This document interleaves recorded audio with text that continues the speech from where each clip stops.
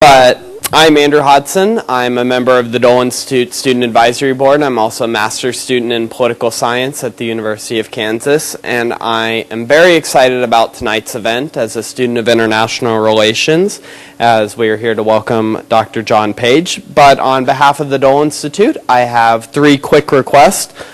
Please turn off your cell phones with respect to our guest tonight. We'll have a Q&A session immediately following the interview section of the program, and if you have a question, please raise your hand and one of the student assistants with a microphone will come around to you. And finally, please ask a single question and not make a statement or have a filibuster. And at the Dole Institute, we're very proud of having a respectful atmosphere of debate and questioning for our speakers, so please be aware of that. And it is my honor to introduce Associate Professor of History and Assistant Director for Programming at the Dole Institute of Politics, Dr. Jonathan Earl, who will introduce our speaker. Thank you, Andrew.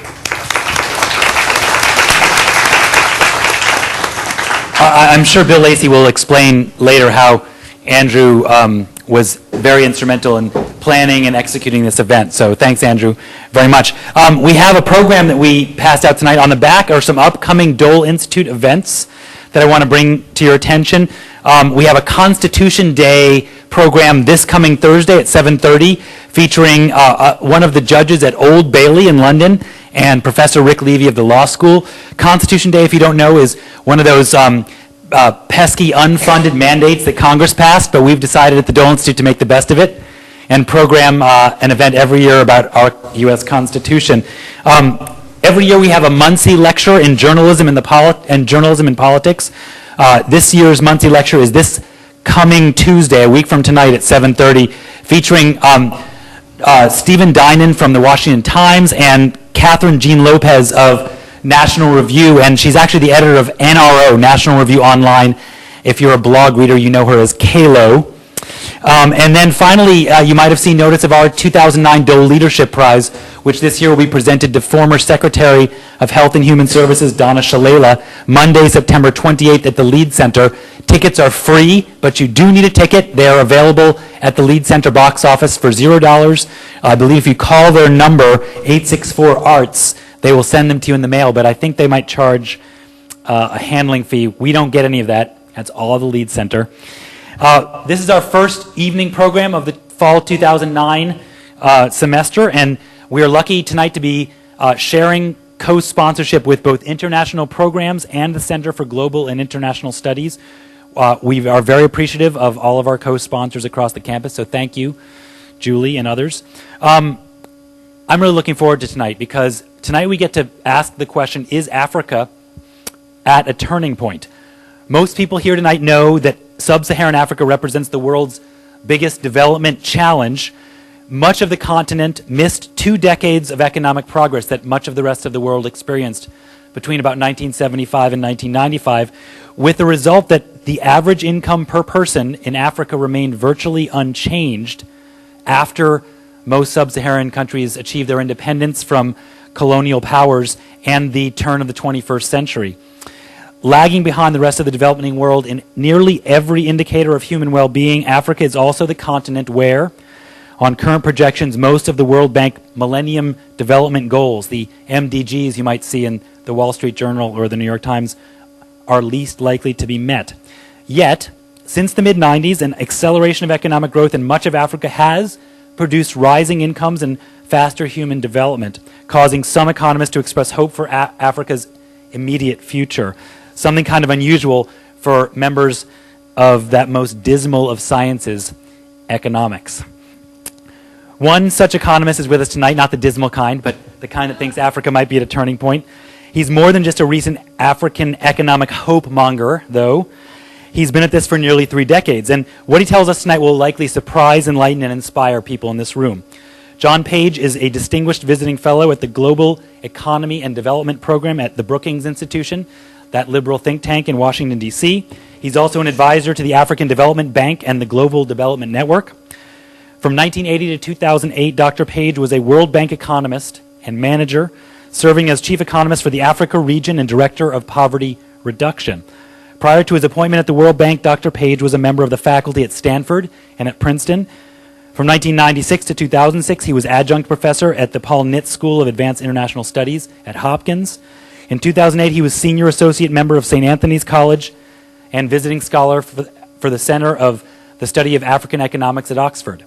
Dr. Page has been a consultant to the United Nations Industrial Development Program, the World Bank, and the Japan Bank for International Cooperation. He served on the board of directors of the Africa Economic Research Consortium and the Economic Research Forum for Arab countries, Iran and Turkey.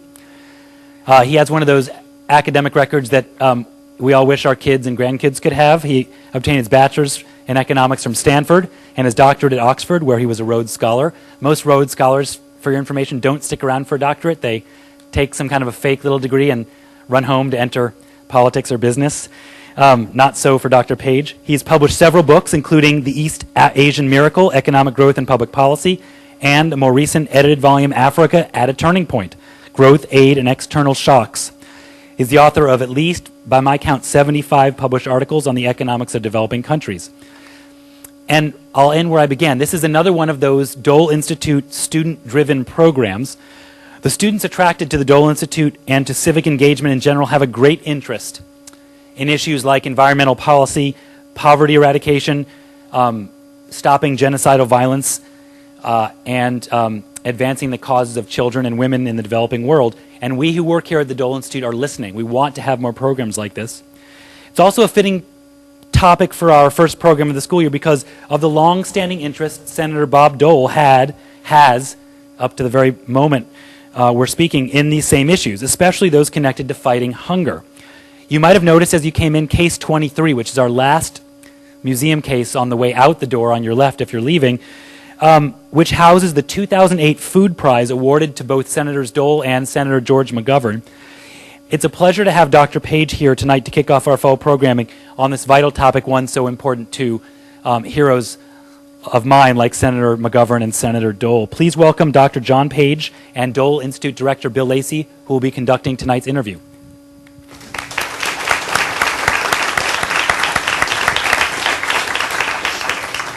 John, it's great to have you here. I did want to thank John for his comments about Andrew, but also say Andrew Hodson, the young man who came out and did the welcome tonight, not only is he the one that selected Dr. Page as the person we were going to target for tonight's program, but also helped us recruit him and also served as my research assistant on the interview tonight. So very, very bright young guy. Thank you very much for joining us, John. Let's start tonight with a little bit about you. Tell us about your background, how you got into economics, how you got started then and got interested in developing nations. Well, I became an economist by accident.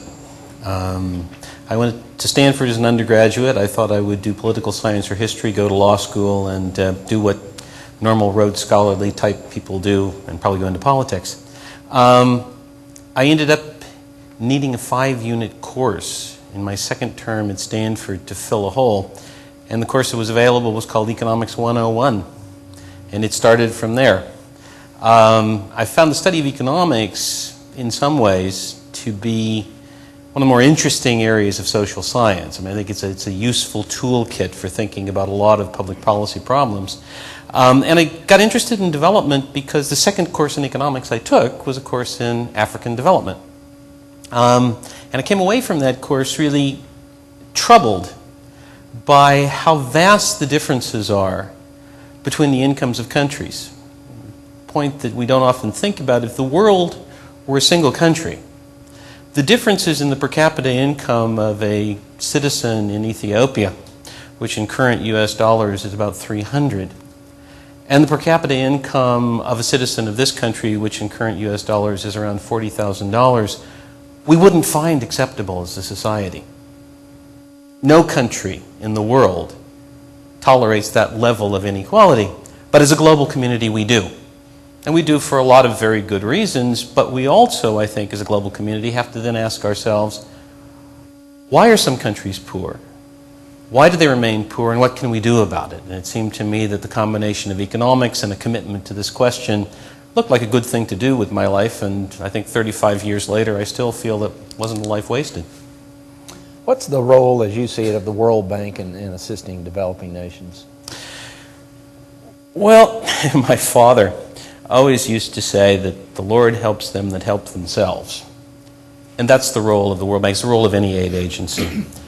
Societies don't change. I said, one of the puzzles we have is why some countries remain poor. Some countries remain poor because the societies themselves cannot organize themselves to change.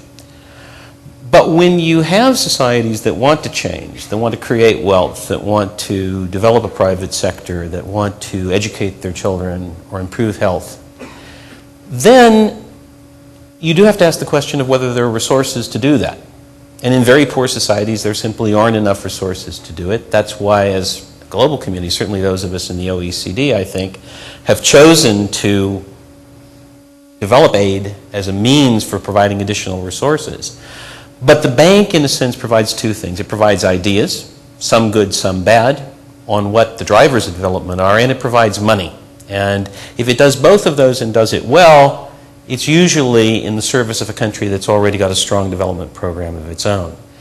Where it does it the most poorly has been where it's tried to buy change when the political elite, or indeed even the society itself, simply weren't committed to the notion that they wanted to change, or at least move in the direction that the bank wanted to.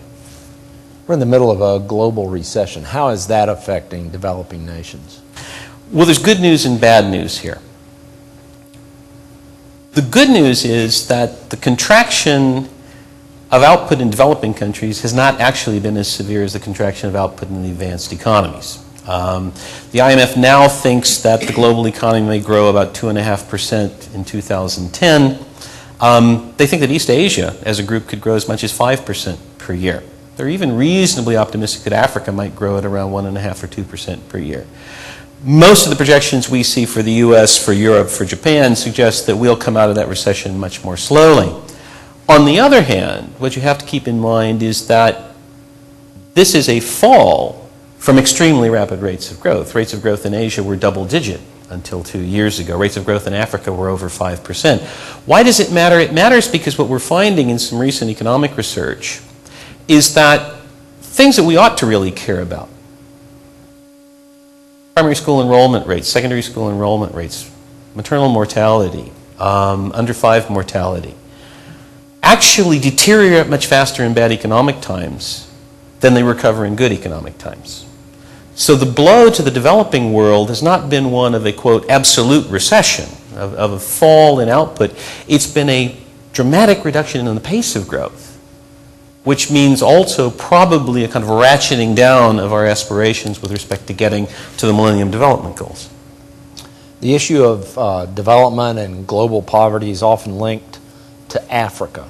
Is this a fair generalization, or should people be aware of other regions that have very similar problems? Globally, there are about 1.4 million people who live on, I can't get used to this. When I was the World Bank's Director for Poverty, we always talked about $1 a day.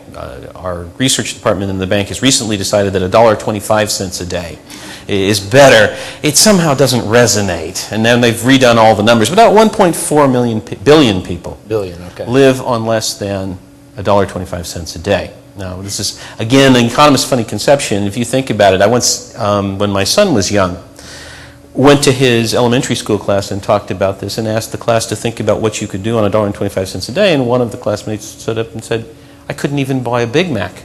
How could you live on $1.25 a day?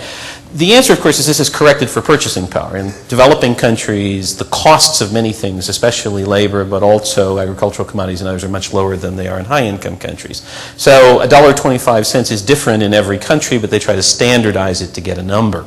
So conceive of somebody living at a very barely subsistence level of existence. 400 million of those people live in Africa, so about 1 billion people actually live in other parts of the developing world. There are many poor people in middle-income countries. And so the poverty problem is one both of raising the overall level of income in very poor countries, mostly in Africa but also in South Asia, to something which allows for people to have a better livelihood, but also, even in some countries that we think of as being relatively prosperous, think our near neighbor Mexico, of raising the incomes of people at the very bottom of those income distributions to something which is a livelihood. So would it be fair to say, fair to generalize, that the concentration of global poverty is on the African continent and in South Asia, and then the rest of it is pretty much scattered in various places throughout the world? Yeah, I think that would be a fair take on it. And the only thing I'd add to that is that the severity of poverty, the incidence of poverty, is much higher in Africa than it is anywhere else. So for a group of countries, that's one of the reasons why we tend to think of Africa as being, quote, the locus of the poverty problem. Okay. In various places in your writings, and as John Earl said, Dr. Page has done a lot of very fascinating pieces, but you talk about increases in per capita income.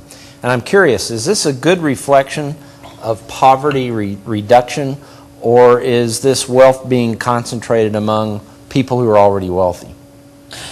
Well, this is the problem. I mean, there are actually two problems with using per capita income. And to be honest with you, we use it because it's the single measure, just like $1.25 a day, that we can compare across countries and is reasonably uniform. The first is that there are many aspects of, again, things that we would aspire to as people that may not be well captured by per capita income. Access to education, access to health care. They're correlated, as we know, with per capita income. If you're in a rich country, you have a better chance than if you're in a poor country. But between two countries with the same level of per capita income, you can also have very different performance in terms of these kinds of indicators. And I'm almost afraid to mention this word in this building, but the case that many people put forward is Cuba. Very low per capita income, but apparently, on the basis of the data, high access to education, good health care, and so forth. So we're not measuring the whole of what we might wish for in terms of development just by looking at per capita income. Political thinkers would say, have we measured democracy? Have we measured people's ability to realize their aspirations? No, we haven't, so we have to be careful. The other thing is income distribution. So you can have two countries with the same per capita income, one of which, if you want to think of the extreme case, has all of that income concentrated in one person, the other of which has the income spread across everybody quite equally. Again, many people are worried that the more unequal the distribution of income, the less likely it is, it's just arithmetic, that any increase in per capita income results in an increase in the benefits to the poor. Okay. Now, traditionally, a lot of the aid that's given to developing nations is in the form of food aid. But there are increasing trends, it seems from reading a lot of your material, about providing aid in other ways. For instance, teaching them how to do agriculture in their own countries. How promising is that kind of an approach as opposed to just providing food? The problem with food aid, and I'd argue even more broadly humanitarian assistance, is that it solves the immediate humanitarian need, but it doesn't get at the root of the problem. If you think about it, for example, if you import a large quantity of food grains into a country like Ethiopia, which we do very nearly every year, what does it do? It depresses the price, which means that the average farmer takes a look and says, well, why should I invest in a new technology that's going to give me higher yields if they're not going to be remunerative investments? It discourages the growth of domestic supply. And so while there's an obvious humanitarian need to deal with absolute cases of hunger, going back and rethinking a bit and saying, okay, could we be more creative in terms of how we use aid dollars to try to improve seeds, to try to improve water supply, to try to improve the responsiveness of the agricultural system through agricultural extension to these new innovations as part of an overall package, where you still have a social safety net, but you start to work on the supply side, I think makes it just a great deal of sense. Here, a little editorial. Many of us know about the Green Revolution. The Green Revolution has fundamentally transformed agriculture in South Asia. The Green Revolution has essentially passed Africa by. The reason is perfectly understandable. Africa is a relatively sparsely populated part of the world with a large number of microclimates. If you're going to invest and get the biggest bang for the buck, I'm an economist, that's what we're in the business of doing, though it's probably why we're called the dismal science. You put your money where it's going to benefit the most people the first time. That was South Asia. But if we've fixed the South Asia problem, we probably need to be prepared to put some money now behind the Africa problem, which is going to be more complex, it's going to be tougher to crack, and I'm not sure we have the agricultural technologies yet that'll work. a lot of the developing nations utilize their natural resources kind of as their main engine of economic growth. Does this keep them from diversifying more? Is that a good thing or is that a bad thing? Well, it's very funny. You would think that being a country located on top of an oil well or a diamond mine or a gold mine would be an unmitigated blessing. The economic history of the last 100 years suggests that for virtually all countries, it's actually a curse. In Africa, countries that are dependent on natural resources, mostly minerals, tend to have higher poverty incidence, lower human development indicators, and lower growth than countries that are at similar levels of income but don't have the natural resources. And the key question is why, and there are really, I think, two things going on here. The first one is economic. If you have a natural resource, it tends to change the prices that producers face in the economy, and the most important price that it tends to change is the exchange rate. It makes it harder to be competitive producing other things. I once, many years ago, was having a conversation with the permanent secretary of finance in Zambia, and he said, you know, during the copper boom, Zambia was competitive at only doing two things: producing copper and building houses. And that is the kind of structure of a resource-dependent economy. Resource-dependent economies produce a lot of what we call non-traded outputs. So they're not competitive in industry, they're not competitive in high-productivity agriculture, and they produce the natural resource. That, in and of itself, is a difficult problem. But it's manageable. There are techniques to deal with it. But the other problem is, if you like, political and governance. There's a tendency in resource-rich economies, at least historically, for the governments to be less effective, for them to be less accountable, for them, let's be honest, to be more corrupt than in non-resource-rich economies. And so in a sense, what you have to do if you are lucky enough to be located on top of a diamond mine is begin by limiting what the crooks can steal. And that's an important thing which is called the Extractive Industries Transparency Initiative. It's an initiative of the United Kingdom government initially. It's now been subscribed to by virtually all of the OECD. And it's essentially publish what you pay. When an OECD oil company or mining company goes into a country that's a member of Extractive Industries Transparency, they actually tell everyone, this is the amount of money we're giving to the government in revenues. So then the newspapers, the political opposition, the parliament can ask, and where is the money going? Which has been a difficult thing to find. But you can be really honest and still make bad mistakes. So then the second thing is you have to know what you're spending the money on and whether you're getting value for money. And that means having a good public expenditure system and even doing some cost-benefit analysis. And finally, you ought to be accountable, because you need to know, even if you're spending things on worthwhile projects, whether or not they're making an impact with your own people. It's very hard for these societies to put those three things together. But let me give you an Africa success story. Botswana, which is a country built on a diamond mine, actually it's built on 7 diamond mines, has been one of the 10 fastest growing countries in the world for the past 35 years. And it's done it essentially by limiting corruption, doing a good job on public expenditure, and being accountable to people. So it can be done even in Africa. You mentioned and just spoke briefly about the issue of corruption. I'm curious, could you go back and give us all a little bit of context? Why are the poorest nations, what are the factors that make them as poor as they are? Question part A. And part B, even though I don't let them ask two-part questions, I'm going to break my own rule and ask a two-part question. B, how big an issue is corruption in the overall scheme of things compared to those other factors? Okay. Let me answer part B honestly and quickly, and then if I have time, I'll come back. I don't know how big corruption is, because I'm not sure that we have a good sense, either country by country, how bad it is and where it matters, nor do we have a sense of how much that weighs against other factors that we may not fully understand. One of the reasons why I think I've been also happy in my work in the last 35 or 40 years is that it's a continuing puzzle. Every morning we wake up and we say, you know, we really don't understand, again, what causes economies to grow in a sustained way.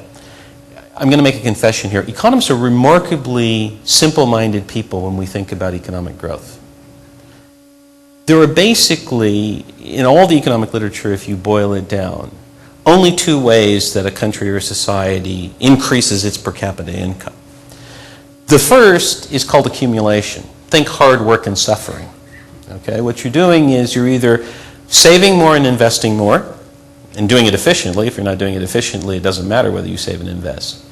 Or you're improving human skills so that your workers are better able to deal with the capital that you've saved and invested. And those are the two elements. And as we look at the societies that have been very successful, like China or Malaysia or Korea, one of the big debates on global imbalances is look how much those people save. Look at how much they invest. That's causing them to grow. As a society, they've organized themselves to do that. That's hard work and suffering. In a way, a little editorial, we sort of look at that and we say, well, that also causes us to run a balance of payments deficit with them, but gee, that's actually, I thought, an American virtue, saving. So, you know, that's part of the story. And then there's another part of the story which I kind of think of as, in quasi-religious terms, mysticism. It's all the stuff that happens with growth that we don't understand. Two societies can save and invest the same amount. They can have the same human capital, and one gets more output than the other. That's productivity change, and that's why we're always so obsessed in this society about the productivity debate. Because in a way, it's like getting something for nothing. Think of being on an escalator. You just ride to the top of the escalator, that's productivity change. If you want to go faster to the top of the escalator, you run. That's accumulation. If you want to grow really fast, you run to the top of the escalator, you beat everybody else. So the key question that we've always tried to understand is what causes some societies to be successful, either at accumulation or at productivity change or at a combination of the two. And the answer is that's where we really fall apart as economists. There's been an industry of cross-country econometric, these are statistical exercises to try to say what makes some countries more successful than others. And the bottom line of 15 years of these econometric investigations is, well, the only thing we can really use to explain why some people are more successful than others is the unexplainable part, which is productivity change. Now I'm going to come back to corruption. What is productivity change? It's organizing yourself to do things better. Well, if somebody is reaching into your pocket at every opportunity, it's hard to organize yourself to do things better. And so where corruption fits in this story is that it becomes an enormous tax on productivity change. It also discourages investment. So the reason why I say I'm not certain is that take a recent success story. I just picked up The Economist today. Indonesia is the star profile. I think it's this week in The Economist. Indonesia had an enormously successful 25-year run. It then had a crisis. Everybody wrote it off. It's back. Indonesia is one of the more corrupt countries in the world. So corruption has clearly not completely interfered with Indonesia's economic progress. On the other hand, the Democratic Republic of the Congo is one of the least successful economies in the world. It has very, very high levels of corruption, that we know.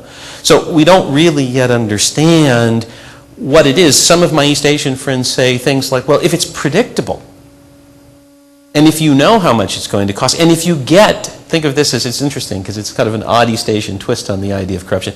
If it's a payment for a service and you actually get the service, then people adapt to it and it doesn't slow down your progress.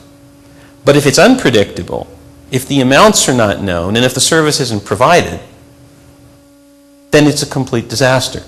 So, you know, I mean, I think we just really are still groping around to try to understand, but it affects that question of how the other stuff, you know, the accumulated stuff is organized. That's really where it hits. There's a lot of novel ways that have been explored to deal with a reduction of poverty, such as microloans. How do things like that, have those things started having an effect? Are microloans really having an effect on global poverty? I don't know that they've had a measurable effect on global poverty, but I think it's still an area of innovation that we need to really, really think about and pay attention to. I mean, we know that in an economy like this one, the small business sector is in fact probably in some ways the most dynamic element of the economy. It's where, of course, in this society ideas are born, think Silicon Valley. But it's also where jobs are created, and far more jobs are created in small and medium enterprises than are created in large corporations. But in developing countries, you have a large segment of what we would call, quote, the business community, micro and small and informal enterprises, that in some way are the result of people not having the chance to get a better job somewhere else. And so micro-enterprise programs have really come in for two objectives. One is a humanitarian, or if you like, a social objective. Provide opportunities for people to generate more income even if they don't have the potential to grow. And then there's another somewhat more hard-hearted and hard-headed view which says, no, what we should be doing is actually financing companies that can go from being small to being medium or being large. The difference between those two is fundamental, because what we also know from the behavior of small enterprises everywhere in the world, as we were driving down Massachusetts Drive tonight, we were noticing a couple of shuttered storefronts. Small enterprises fail. They have to fail, because only a limited number of people actually have the managerial and entrepreneurial skills to create the kind of an enterprise that you really want to have, which is the dynamic force in the economy. But if you're an aid bureaucrat, you don't want people to fail because it looks bad on your track record. And if you're an NGO, you don't want people to fail because that's not why you set the program up in the first place. You set it up to help them out. So where I'm really encouraged is in the few programs, and there's one particularly that's now almost throughout Latin America run by Acción, where they say, look, let's just really be hard-headed about this. Let's create a commercial bank for micro and small enterprises. So the bankers behave like bankers, good bankers, not the ones we're very unhappy with over the last few years. But people who say, show me your project idea, show me that you can make money, pay your loan on time. And then that gives you the possibility that those firms will actually become dynamic firms in the economy. But also like bankers, they don't really wring their hands very much when the other firms fail. What, kind of put into context for us, what is more important to the developing nations? Government-provided assistance from countries around the world, or private assistance and business investment? All of the above. That's the easy economist answer. You know, economists are the only people in the world who can put one hand in boiling water, one hand in cold water, and say, on average, I'm feeling just fine. The reason why I say all of the above is the following. There's no question, the private sector has to be the engine of growth. All of us, even some of us in our student years, and certainly the leadership across Africa and in many other parts of the developing world, had their flirtation with socialism and state-led development. But the bottom line is that the state cannot do what the private sector does. It can't do it in any country. So what is the state's responsibility? The state's responsibility is to create the environment within which the private sector can be successful. Now, why do I say we need both? Well, think Africa for a moment. Africa has an enormous human and infrastructure deficit. You're now in a global beauty contest. If you want to bring in, let's say, a firm that's going to manufacture garments under a GOA, and they have a choice of locating somewhere in Asia without a GOA or somewhere in Africa with a GOA, they do their cost calculations, and if the cost of having less efficient labor and less efficient infrastructure is too big, they never come. What we've found in Africa is, at least to this point, government remains and will for the foreseeable future remain the chief provider of infrastructure, education, these kinds of basic public goods. And in many parts of this country, they remain the basic provider of that. So you need official development assistance to support that. But you can build all the infrastructure you want and have a wonderfully educated population if you don't get the private sector coming in to create the jobs and to build the factories and to reform the agriculture, then you don't have a viable economic transformation. So it's a matter of kind of getting it right. And part of the difficulty in sort of giving advice to governments in developing countries is that we go through phases as a development industry. At some points in our history, even including my professional history, we've been very much keen on having public solutions to the problem. And on other cases, we've been extremely keen on having private solutions to the problem. And we've never kind of quite sensibly come in and said, well, you know, you actually can't have one without the other. You actually have to have the two. Having said that, there's a third force in the world economy today, which I think is really important, and this is private philanthropy. So it's not just, and for America, this is probably a more important thing to think about deeply than anything else. We are, without a doubt, one of the things I'm most proud of, the most philanthropic nation in the world. So when we look at aid totals and we say, oh, you know, the U.S. is not living up to its potential as an aid donor, I feel badly about that because we've made global commitments to do certain things, and I've certainly given speeches urging people to write their congressmen and talk about living up to our commitments, but at the same time I don't think we should hang our heads completely. Because if you take someone like the Gates Foundation, today in Africa the Gates Foundation is the second largest aid donor in Africa. It's bigger than all of the bilateral official donors. So that becomes an important force. And I think the new, if you will, development architecture is public assistance, which we need to do and do better, private philanthropy, which we should be proud of, but also ask how it fits into the picture, and the private sector. And you need all three. Okay. We're going to open up to questions after I ask one more question of John tonight. So if I know there probably are a lot of questions out there, so you might want to be formulating them. We should have two of our student workers who have cordless mics who will be available to bring the mic to you. And again, we'll ask you to raise your hand and wait for a mic to arrive. My final question for now, John, is just one out of my own curiosity more than anything else. Are democratic nations more likely to take an aggressive role in assisting developing nations?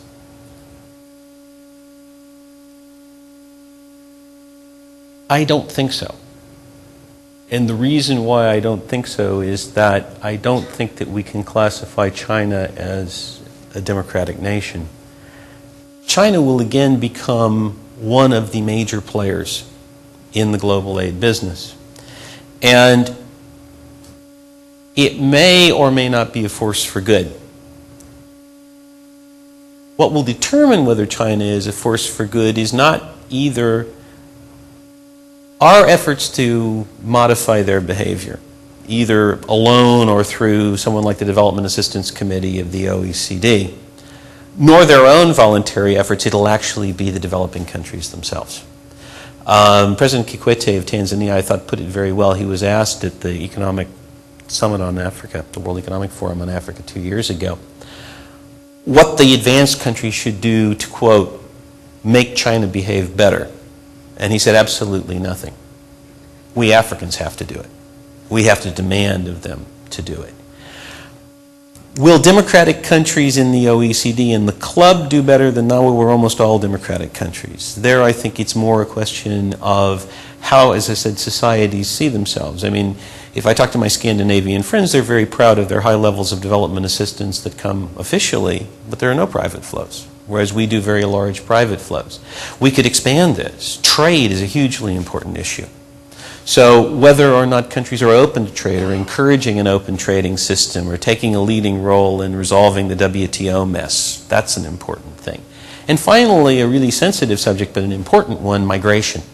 You may have noticed occasionally as you read in the papers, people have talked about the impact of the reduced flows of remittances on a large number of countries, especially in Latin America. Did you know that remittances today from migrant workers are the largest single source of development finance? They exceed direct foreign investment, they exceed portfolio flows, and they exceed official development assistance. So, seen from the perspective of a developing country, this has become an important way of financing your growth and your transformation. But obviously, seen from the perspective of the labor importing countries, it's also a huge both social and political issue. How do we manage that migration?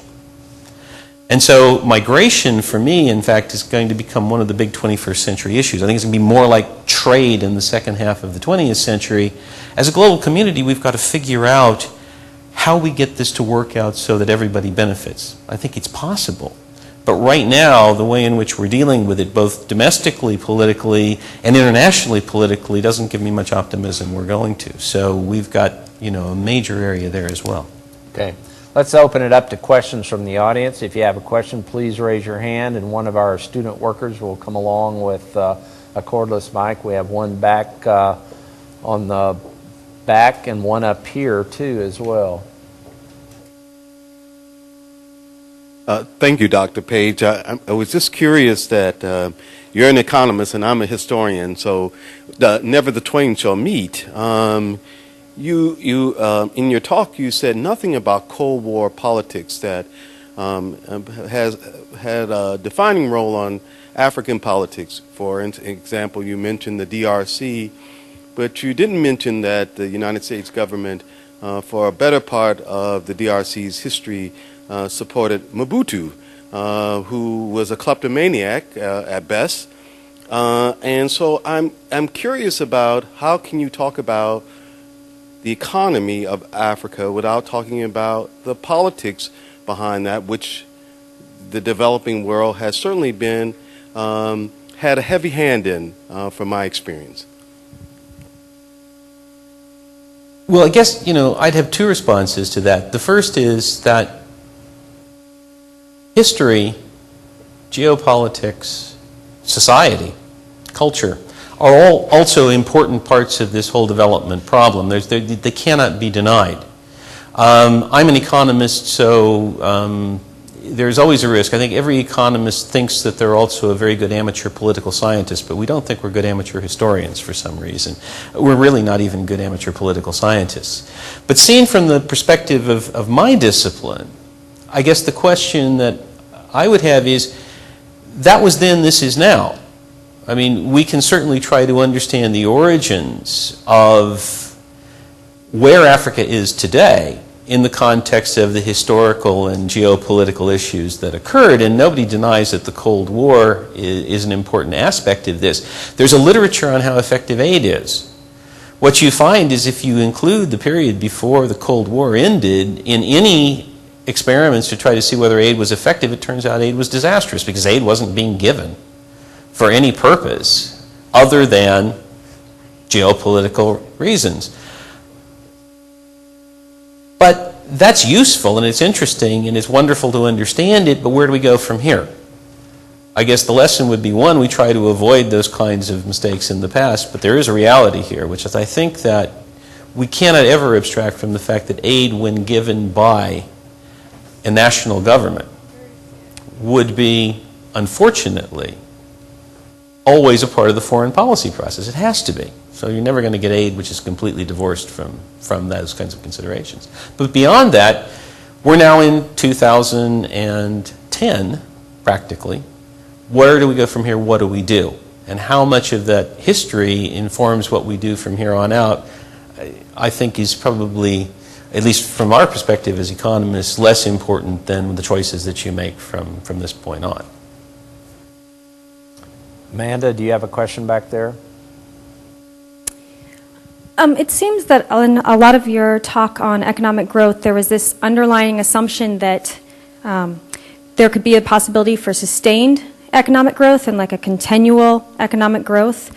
But given the nature of capitalism and this periods of booms and busts and the tendency towards crisis, periods of crisis, of overaccumulation in capitalism, how does that ever formulate into policy development in developing countries, and how does that figure into policy making? Sure, this is another area, it's a kind of technical area of economics, which is, if you think of the economy, there are two sides of the economy. There's the supply side, which is what we can make, and then there's the demand side, which is what we buy. On the supply side, that's my happy story of accumulation and productivity change, and if it all works, you continue. That means that for a society, you can, over time, and we have actually seen that in the continuous expansion of economies like the United States, the UK, now China, expand the possibilities for what you can produce. But if you have a shock on the demand side, what that means is you fall below what you can potentially do. So the question is, do economies recover, and how quickly do they recover? And that's, of course, what we're all obsessed with at the moment in one way or another. From the point of view of developing economies, getting the supply side going is very, very important. Because if you're constrained in what you can produce and you're not expanding your possibilities, then the shocks just throw you back from a kind of stable location. If, on the other hand, you can manage the demand shocks, and some people have argued, and I think I agree with them, that in this recession, this global recession, the average African country certainly, and certainly the average Asian economy, has better managed the demand shock than they did in the past, you can recover fairly rapidly back to what your potential output is. So I think what we're going to see is, for those countries that have had success in the past in growing, the demand side shock is there, but it comes back. To give you a kind of example, in 1997, everybody wrote off East Asia. I mean, I remember reading editorials by, people like Paul Krugman that said, essentially, East Asia has just blown it. This is the end. Now we've seen the result of all the mistakes that they made. No hope. Then about 18 months later, people were sort of saying, oops. Of course, economists and some people would argue, Paul Krugman especially, never quite admit that they got it wrong. But we'll kind of forget about what we said 18 months ago. But that shows that where you have the kind of supply side more or less right, the demand side recovery works pretty well. Where you don't have it right, and many countries in Africa are in that situation, I think, there's a real worry as to whether or not rising world prosperity will then bring you back into that cycle or not, because you just haven't moved out those possibilities. But there's nothing sort of inherently devastating about a demand shock to the supply side as long as it isn't, like a 30-year demand shock, something like that. Andrew, do you have a question?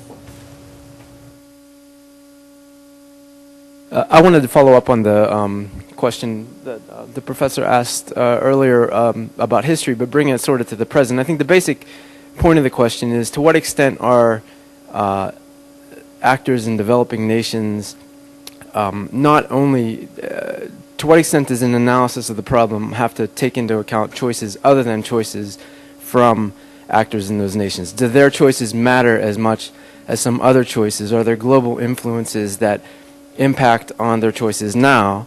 And I think you brought in passing a few that I would just get your informed opinion about. One is the issue of corruption. Corruption is not just a local problem. The actors who are putting the money in pockets are often coming from companies that we might have some influence over. So part of the point is, what can we do other than point a finger at those countries and tell them to behave better? Is there something that we are contributing to? Corruption might be one possibility. Another one very important in Kansas is trade policy. Is there something about our agricultural policy and subsidies that the developing world does that is, or the developed world, or the OECD countries does, that is damaging to development prospects in these in other countries? That's something that we do. And third is the issue of migration that you noted. Part of the way you brought about the beginning question is that we would not tolerate this level of inequality if we were sort of one world government. Well, a lot of other things would be different if we were sort of one country, and one of those would be sort of migration policy, presumably. So those are three areas it seems like we have some effect or impact on developing world issues but that happen in our own backyard. Yeah, I couldn't agree more. I think as I sort of rank them as, are they important and what can we do about them? I mean, I think trade, in a sense, is the low-hanging fruit. And the reason why I say that is that I remember once had to have a debate with Robert Dingell's chief economic advisor at the time on protection. And I said, it was very unfortunate that the bank had picked me because my mother's family is from a one textile mill town in western Tennessee where the textile mill closed. So when that happens, you feel it very intensely in your local community. But by and large, both the U.S. and Europe, and to somewhat lesser extent, I'd argue substantially lesser extent, Japan, have already kind of gone through that pain. They've gone through opening up our economies to the point where, except in agriculture, things are pretty open. There's a big potential market out there for developing countries.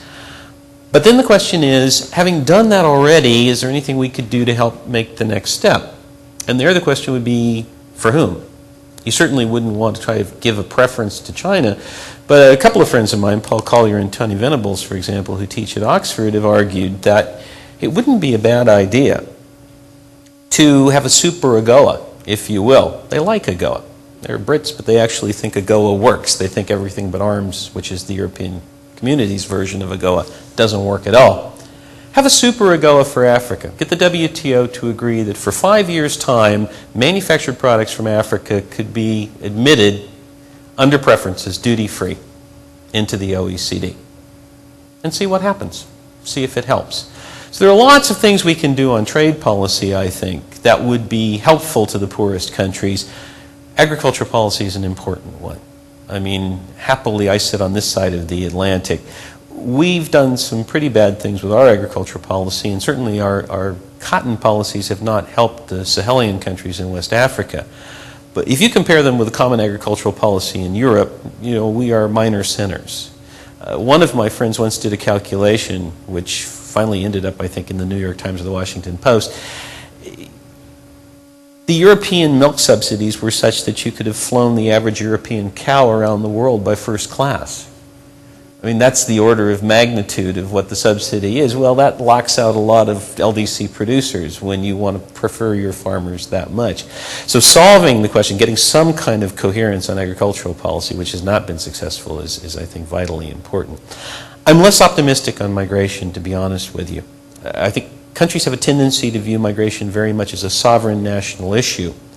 If one thinks of the political heat that comes from trade policy and how it affects local community, I think the political heat on migration policy is even greater, and the idea of somehow getting into a global agreement on migration is probably going to be a difficult thing to do. So where does that leave us? It leaves us country by country trying to think through how we deal with these kinds of things. And I think that's, you know, going to have to be the way it goes, but it is a fact. People move, and you know, they are an important source of income and well-being for the people who are left behind. So I don't think we can go back to where things were. We have to try to find a way to move it forward. I am optimistic on things like corporate governance and corruption. But there the question is getting the players who aren't part of the OECD club on board. You have to have some sympathy for the manager of a U.S. mining company today who in Africa faces the fact that we have an unfair Foreign Practices Act, but his Chinese competitor doesn't. And in fact, his Chinese competitor's government may be winking and nodding at him to go ahead and do whatever it is that he needs to do to get the concession. So there's an initiative there, I think, of bringing other people into the tent. I'm not terribly pessimistic about that because I've, you know, spoken with a lot of people in China over the last few years. China, like any other place, is a country in which there are many, many different stakeholders in government and in decision making, and some people have realized that they may be being excessively short-sighted in some of their policies today. But the global community has, yes, a large number of areas in which decisions that we make that we probably take for our own purposes have knock-on effects to the developing world, which we may or may not think about. And one of the roles, again, for organizations like the World Bank, like the IMF, is that they have the voice and, in a sense, the stakeholders, because they're owned by the nations of the world, to raise those kinds of issues. And if anything, I'd like the bank to be more vocal than perhaps it has been in the past in highlighting some areas in which it may make the governments that own the bank uncomfortable, but it forces an open dialogue and debate about what the consequences of their actions are for the poorest countries. Amanda, do you have a question? Dr. Page, you released a report recently that talked about Paul Collier's resource trap argument, and you've also brought up the fact that Botswana successfully engaged in development efforts because of its relatively stable diamond industry and accountability and public expenditures. But I was wondering what your take on oil economies like Nigeria and Saudi Arabia would be. Is oil different, or can they escape the resource trap in the same way? No, oil isn't any different in the sense that I think if Botswana had discovered an oil field instead of a diamond mine, we probably would have seen essentially the same kind of response. The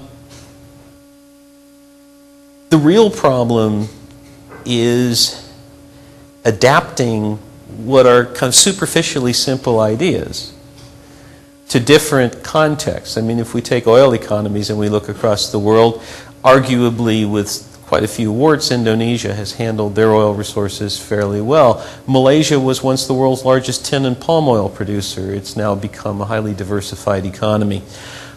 But, you know, these kind of simple ideas, keep the crooks from stealing the money, make sure that you invest the money well, be accountable to your population. If you were to ask me, for example, well, how is it that the Botswanans managed to do all that stuff, John, and the Nigerians haven't succeeded? I'd have to confess to you that I could try to spin a plausible story, but I wouldn't be sure that I was right. And there are, for example, I think at least 5 or 6 very high caliber political scientists who have spent their careers trying to explain why it is that Botswana was so successful. As good academics, of course, none of them agree with each other. But the other thing is that none of them have succeeded in persuading everybody else. So there's just a lot that we don't know.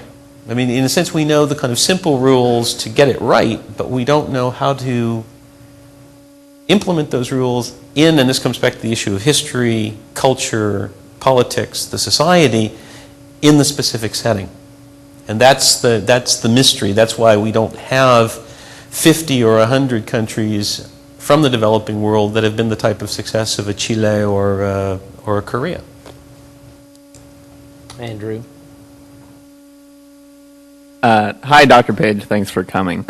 I just had a quick question. As I'm sure you know, France recently announced that it would add gross national happiness, or an idea to that extent, to their economic indicators. But the idea originated in Bhutan, which is obviously a developing country. As an economist, I was wondering if you thought that this was just political rhetoric, or if it would potentially play a legitimate role in the development of countries or in the African continent. I actually have a friend at Oxford who studies gross national happiness. In fact, as we speak, she's on her way to Bhutan to advise them on their new system of national accounts.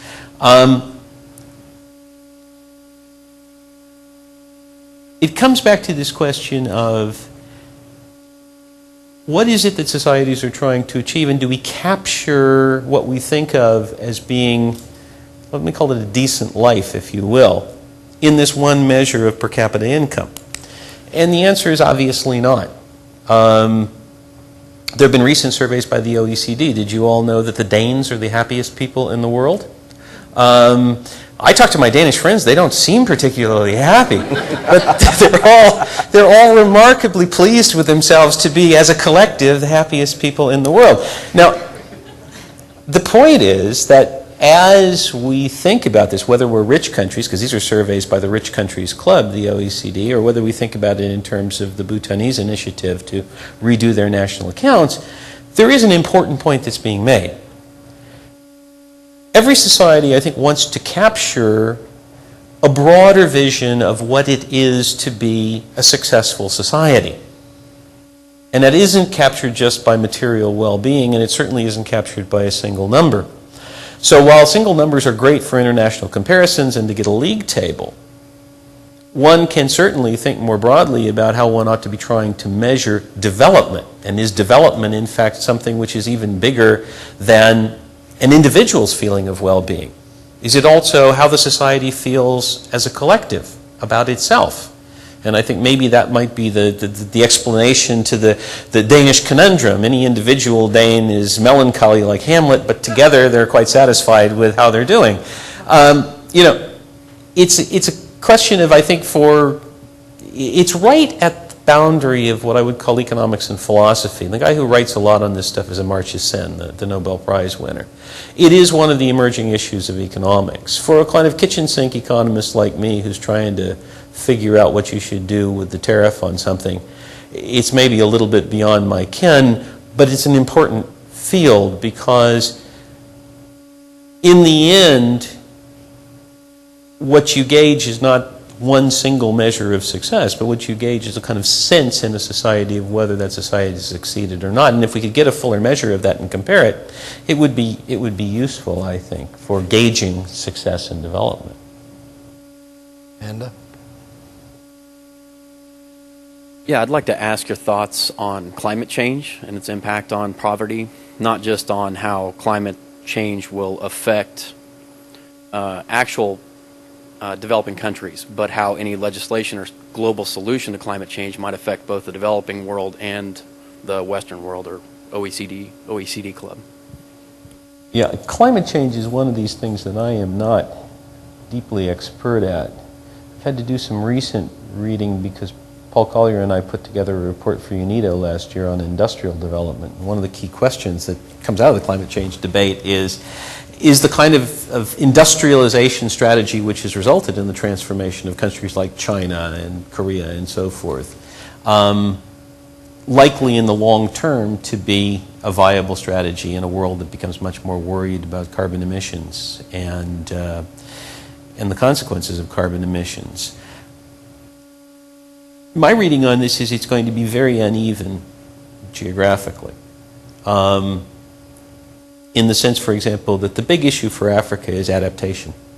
There's no question in my mind, because I know Africa better than I know climate change, that Africa will be the country that has to adapt most to the consequences of what we've already done.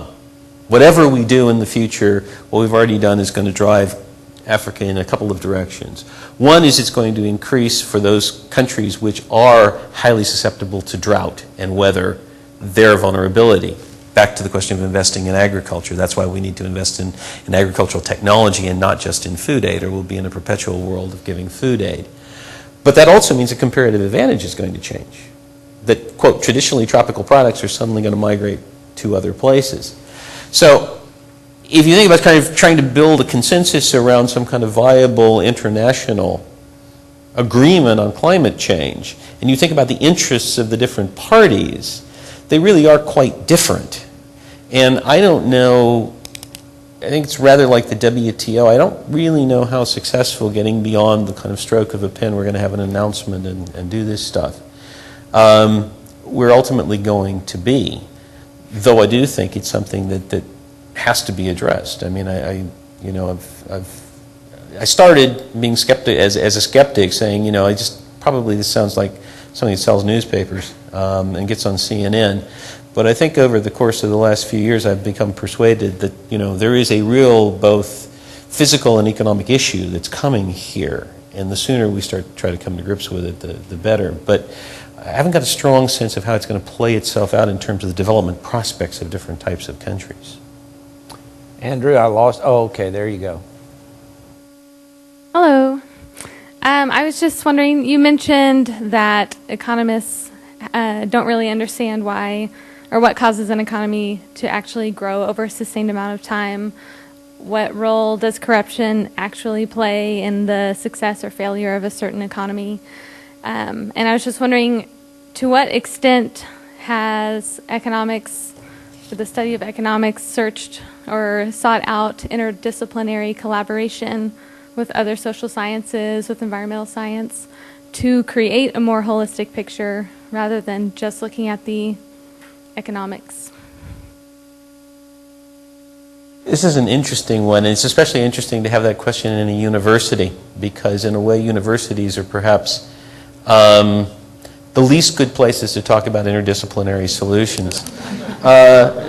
And I say that with rueful experience. John Waterbury, who is a distinguished political scientist and the former president of the American University in Beirut, and I taught the first class at Princeton that had ever been taught jointly by an economist and a political scientist. And I think if John and I had had the chance to do it about 3 times, we might have gotten it close to being right. But what we did is, you know, he spoke from his script, I spoke from my script, the fact that we were both kind of literate in each other's disciplines. And we really never got it to gel. We never got the synergy of the supposed, you know, interdisciplinary plus. So I'm not sure, the students seem to enjoy it, but I'm not sure they got the value added that we'd hoped to do. Everybody knows that a problem like development is an interdisciplinary problem. The question is really, what does it mean to come with an interdisciplinary solution? When I was the chief economist for the Middle East, I thought, well, maybe we could try one small experiment, which was cultural heritage. The Middle East is an interesting place because it has probably the highest concentration of cultural heritage sites. If you think about the depth of feeling of the world's great religions and people's affinities to these sites of anywhere, which is an enormous natural resource. It's like having a diamond mine, except it's embodied in architecture. And so I thought, well, let's bring together a group of sociologists, of political scientists, of economists to try to study how a country like Jordan could do better by having a place like Petra. And we, again, didn't succeed because somehow the sum of the three disciplinary contributions wasn't any bigger than the individual parts. So I think it's something that certainly merits it, but the problem is that, I guess, from each disciplinarian's point of view, when you try to do multidisciplinary stuff, they say, well, but it's not as good economics, or it's not as good political science, or it's not as good sociology as if one approached this only as a sociologist or a political scientist or an economist. On the other hand, what you're hoping for is you put the three together and you get some really new insight. And so there is, I think, a real role for those kind of people, and the reason why I say it's ironic is you try to be a professor of interdisciplinary development studies in a university, or you try to do a PhD in interdisciplinary development studies in a university, and you'll be dismissed by all of the individual relevant disciplines as being undisciplined. Amanda? Do you share Bill Gates's lack of enthusiasm about our high school instruction? I understand that he feels they are negligent in all respects and are not preparing our future generation. Well, Bill Gates must have gotten something out of high school himself, since he didn't finish at Harvard. And maybe that's what he's looking at and comparing himself. I mean, we can always do better. But my son is the graduate of a public high school in McLean, Virginia. He certainly went on to a very good career. Broadly speaking, let me just spin the question slightly differently because it's an issue for the developing world as well. The real drivers of this kind of productivity part of the growth process are people with post-secondary skills. That's the place where the new ideas come from. So it's people with good high school degrees within technical training. It's people with good high school degrees who go on to university. It's people who go on beyond university to do deeper, graduate training. I think every country in the world needs to worry about the education quality issue. And one of the big successes, one of the things I'm proud of for having worked for the last 28 years in the World Bank is that, between 1990 and today, we've gotten 95% of the kids in Africa in school. But only 60% of those kids finish. And even among the 60% who finish, there's a quality problem. So whether you worry about it in the States or whether you worry about it in the developing world, this question of education, what does education contribute, and what type of education is appropriate to this rapidly changing world economy just deserves always to be, I think, one of the front burner issues for any society. So when someone like Bill Gates, who's a serious guy, comes and says, I'm unsatisfied with the system, he deserves a listen. We know specifically, all of us personally probably know about cases of high school students who've gone through wonderful high schools with great curricula. But we also know of a lot of schools that fail. So I think the question is to get it into the public debate and treat it with the seriousness that it deserves. And for the developing countries, to try to find again the resources to do this, because the downside of the success of getting 95% of kids in Africa in school at the primary level is that for most poor African countries there's no money for secondary and university education. We have time for one last question, Andrew. That's a lot of pressure on the last question. Please stand up if you would. You spoke about the Green Revolution in Southeast Asia and the positive things that has done for that part of the world. At the same time, I think it's really important to talk about the the negative effects of the green revolution in that part of the world. We have seen that those agriculture practices have started to strip the land, and that farmers in that region are becoming indebted to big corporations like Monsanto and are increasingly committing suicide in places like India. So I was wondering if you could comment on the prospects for Africa for sustainable agricultural development that does not degrade the land the way that the green revolution has, and that does not put farmers in the hands of Monsanto for the rest of their lives. Now I'm really going to sound like an economist. You need to salami slice this question. Because the reason why farmers are in the hands of Monsanto probably has more to do with failures of the capital market in rural areas, the inability of farmers to access credit from other sources, and perhaps a failure in terms of the structure of the market for the sale of agricultural inputs, which is a whole set of things that are useful, interesting, some of them bad things that can be fixed. On the other hand, if the technology is wrong, that's something that has to be fixed with a technological solution. So you've got one set of issues which is an economic problem, you've got another set of issues which may well be a technological problem. And even there, the question would be, how costly will it be to try to find some way of, if you like, retrofitting the Green Revolution technologies, and is it a consequence of inappropriate technologies? I noticed that the father of the Green Revolution recently died, I think it was last week. He never believed that there was anything wrong with the technologies. He thought there was something wrong with the way in which they'd been applied. So the question is, how do you fix that? For Africa, I'm tempted to start by saying, you don't need to worry about it because we have no technologies. Honestly speaking, we have not invested anything as a global community. And remember, this is one of those cases where economists get excited. This is why I like economics, right? We have a problem here with things like innovations. With an innovation, what you want is for it to be spread as broadly as possible.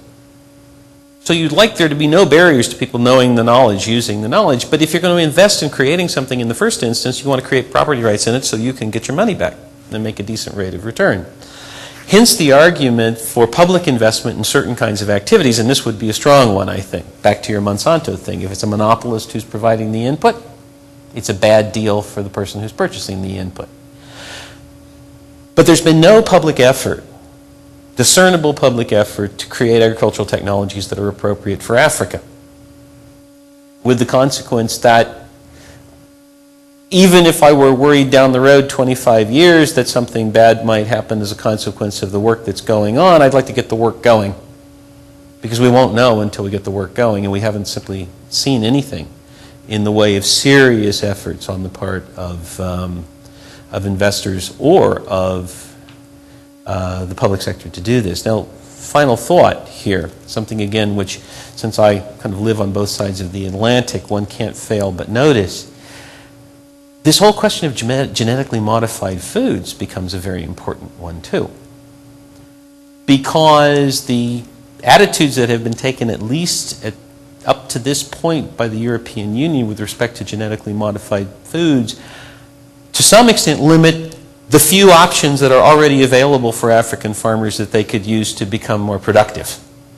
And so, back to the question of the global community, actually, the decisions we make redound to the benefit or the loss of developing countries. We kind of need to try to sort this out. Maybe we need some kind of a serious global initiative. I don't think the G20 initiative was very serious yet. Something I might suggest to any of you who are interested in international economic affairs.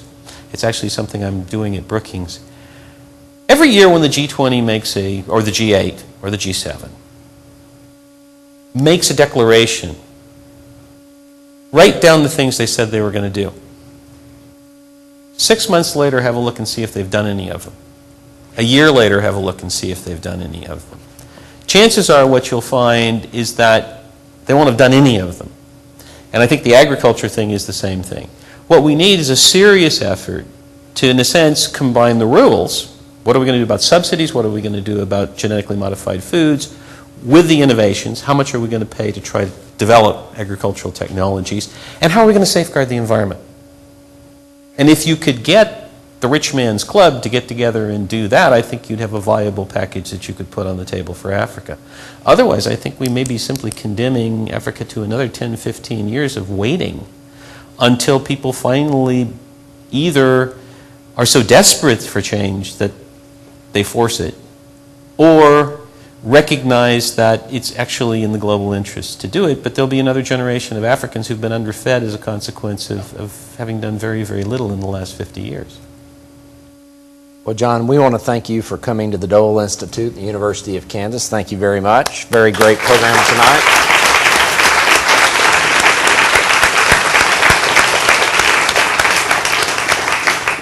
I'd remind everybody that our fellow Kay Barnes, former mayor of Kansas City, will be leading her study group starting tomorrow afternoon at 4 p.m. You Be the Mayor. Mike McKenna, who's our other fellow for the fall semester, kicked his off today at 4. It'll be next Tuesday at 4. It's on issue campaigns, which is very relevant with what's going on nationally right now with healthcare and cap and trade. So we thank you for coming out tonight, and we look forward to seeing you again. Thank you very much. That was really good. Thank you.